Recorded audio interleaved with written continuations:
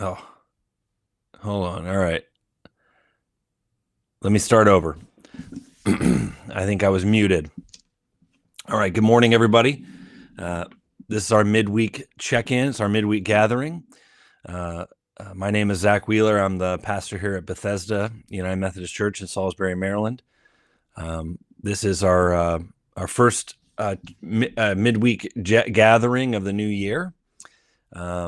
We spend a few minutes just seeing how everybody's doing and asking some questions. If you have any comments, questions, any prayer requests, feel free to leave those in the chat. Whether you're watching this live or at some other time throughout the day or the week, it's a few minutes we spend together just touching base. If you were with us on Sunday, we began exploring the idea of rhythms instead of resolutions. Looking at rhythms that we can be adding to. I like the idea of rhythm instead of resolutions. Rhythm is something that you can get out of rhythm. You can be in rhythm. It's not as specific. Whereas we feel like I don't know about you, but sometimes when my resolutions or habits are specific, I don't know. It just feels like there's so much more room for messing up, and then the shame and the guilt comes in, and then it's a vicious spiral. And so I like the idea of rhythms. There are rhythms that we can get into. God is at work in the world around us, and our job is to just hear the rhythm of God and join in, play our part. And specifically this last week, we talked about, so this series, we're looking at different rhythms that we can add to our lives. And Sunday, we talked about the rhythm of prayer. This morning, I want to go a little deeper into something that came up in that message. The idea that you already know how to pray. You might not believe that yet, but just bear with me. So, for most of us, when we think about prayer, we imagine very formal church words, the best words that you use in our prayers. You are bowing your head, you're closing your eyes. There's a certain tone in your voice. You sound more reverent than you do before. I mean, in essence, I don't know about you, but I've always felt that the words, the tone, even the way I sound is different. That everything should be different in a prayer. The prayer won't even sound like you. You're trying to sound like someone else. You're trying to sound like you have it all together, or Anyway, that's the idea. We think that we have to have the best words. Everything has to be clean and polished. It has to be poetic. Essentially, you're not going to talk like yourself in a prayer. But that's not true. There's nothing wrong with those types of prayers. Don't get me wrong. It has its place. But I wonder if we've made prayer so formal that we've forgotten something very important. Prayer is, at the most basic level, it's just simply talking to God. It's simply talking to the divine. Not performing. It's not trying to impress. It's just simply talking like you would with anyone else that you know completely. It's just like talking to anyone else, especially someone that you know and love, right? It's like talking to a best friend or family member, a spouse, a partner, someone you really know and they really know you. You're just talking like normal. There's no pretense. There's no performance. It's just you, all of it. You're just talking like you would with anyone else. And here's what I've come to believe: underneath all our attempts at using, quote, proper prayer, there are simpler prayers that we're already praying. We just don't recognize them as prayer, right? It's those moments when you sigh at the end of a long day. That can be a prayer. It's the quiet thank you when something goes right. That is a prayer. It's like saying when you're just at the end of your rope, I can't do this. That's absolutely a prayer. It's the ache in your chest when you see someone suffering and wish that things were different. That is prayer. You've been praying all along. You just didn't have a name for it. Paul tells the church in Rome to persevere in prayer, right? The Greek word here is proskatero. It carries the same sense of being like steadfastly attentive, of giving continued care to something.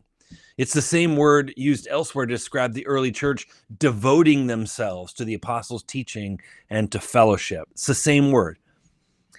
It's about intensity. It's not about intensity, excuse me. It's about consistency.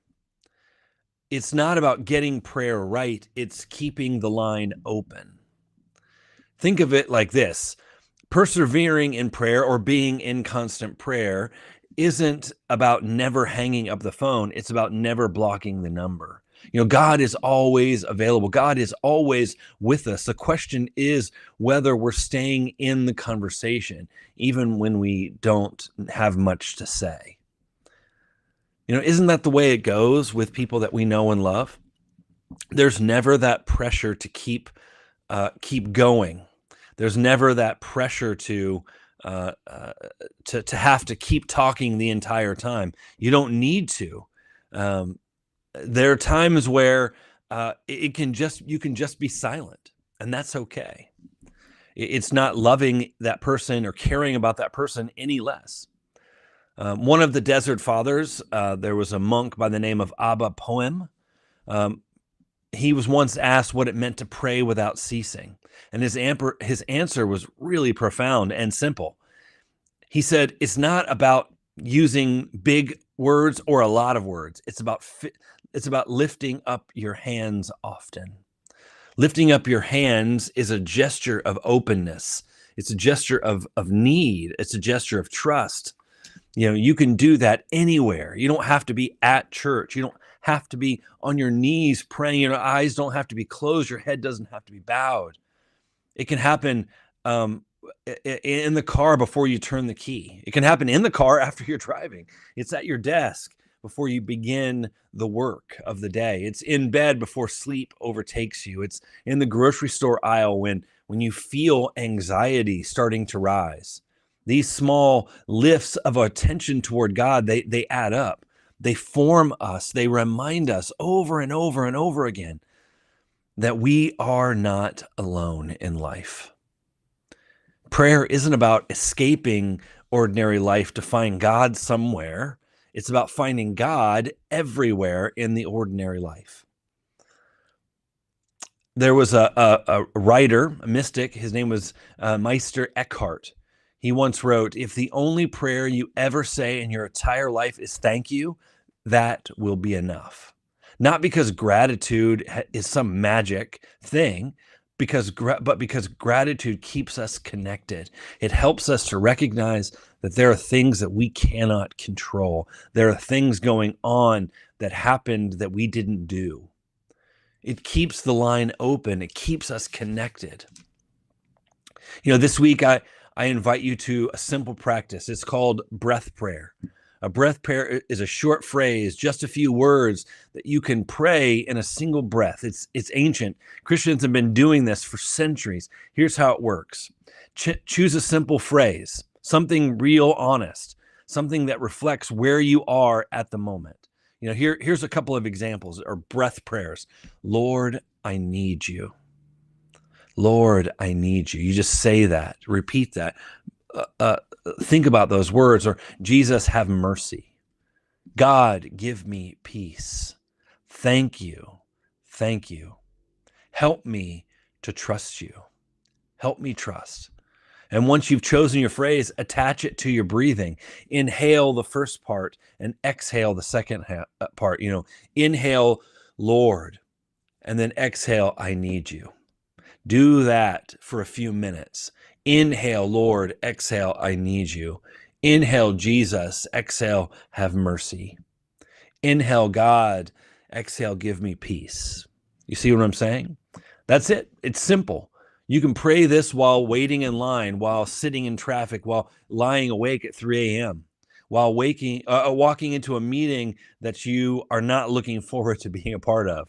The goal isn't to feel something profound every time it happens. The goal is to keep turning our heart toward God. again and again in the ordinary moments of our days. Small prayers repeated faithfully. That is how perseverance works. That is how we connect to the rhythm of God. Before we close, I want to say something really important. If prayer has felt like a burden for you, like one more thing that you're failing at, hear this morning. God is not disappointed in you. God is not keeping score. God is not waiting for you to finally get it right before God shows up. God is already here. God is already listening. God is always present. Your job isn't to be impressive. Your job is to be honest. And you can start exactly where you are with whatever words you have, or whether you have no words at all. The sigh counts. The ache that you feel in your body, in your mind, in your spirit, it counts. The whispered help, that counts. You are already in conversation with God this week. Just pay attention to the ways in which you are. Would you join me now for some moments of prayer? God, we thank you for the gift of this beautiful day. Thank you for the ability that we have to connect with each other through this medium, through the ongoing ministries and the community of Bethesda. But we also thank you that you are with us every single day. Help us to recognize those moments. Help us to practice the presence of you in our lives, God. Help us to connect to you in real, honest, and meaningful ways. Because we know that when we do this, we are connecting to your rhythm in the world. And as we begin to recognize you in the world around us, we see you in everyone and in everything. And so every opportunity is a moment to connect to you through each other. And so, God, as we go out this week, watch over us, guide us, protect us, help us in the ways in which we need it. And God, for those this morning who are dealing with grief and the loss of a loved one, for those dealing with health issues, for those who are dealing with hurt, anxiety, fear, overwhelming pain, recovering from a procedure, worried about a test result, looking at their finances, dealing with relationships, God, we ask for your healing and mercy. Help us to respond to the things that happen to us in ways that that help us to get through those situations, help us to connect to you, and help us to connect with each other. God, thank you for the beauty of this moment. May we never take any of it for granted, for we pray all of this in your amazing name. Amen. I appreciate you joining with me this morning. I hope that you enjoy the rest of your day and your week.